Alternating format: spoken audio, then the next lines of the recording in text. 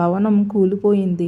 అలానే ఒకప్పుడు వాసుదేవ శాస్త్రి తన భార్యను తీసుకుని దత్తక్షేత్రాలు దర్శిస్తూ గంగాఖేడ్ చేరుకున్నాడు.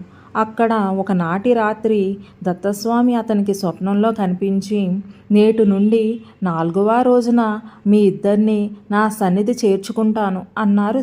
శాస్త్రి, నేను సన్యసించాలి కనుక మీరు ఆమెను మాత్రమే తీసుకుపోండి అన్నాడు. ఆమెకు మరురోజే కలరా వచ్చి కొద్ది రోజులలో మరణించింది. ఆమెకు కర్మ చేసి 14వ రోజున శాస్త్రి సన్యసించాడు.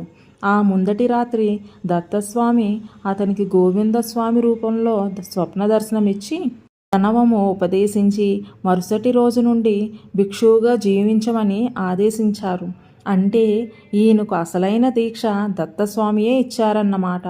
నాటి నుండి ఈయన శ్రీ వాసుదేవానంద సరస్వతీ స్వామిగా ప్రసిద్ధికెక్కాడు.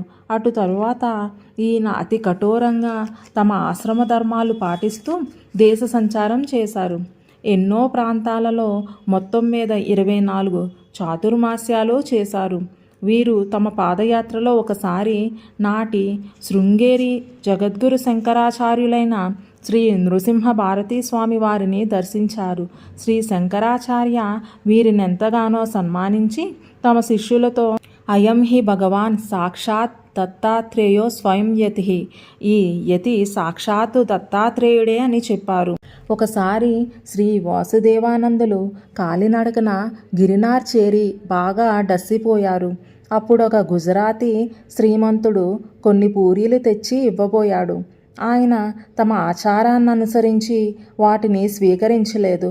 అప్పుడతడు, నేనే కేవలం కర్మ సన్యాసిగా ఉంటే నీవు మాత్రం అలా ఎందుకుండవు అని గదమాయించి వెళ్ళిపోయాడు. ఆ రూపంలో వచ్చినది దత్తస్వామియేనని తర్వాత తెలిసింది. శ్రీ వాసుదేవానందులు దేశ సంచారం చేస్తున్నప్పుడు ఆంధ్రదేశంలో తిరుపతి, శ్రీకాళహస్తి, వెంకటగిరి, నెల్లూరు, శ్రీశైలము సందర్శించారు. ముక్త్యాలలో 1908లో చాతుర్మాస్యం చేశారు. తర్వాత హంసలదీవికి వచ్చి సాగర సంగమంలో స్నానం చేశారు. తరువాత మచిలీపట్నం మీదుగా సప్త గోదావరిని సందర్శించారు.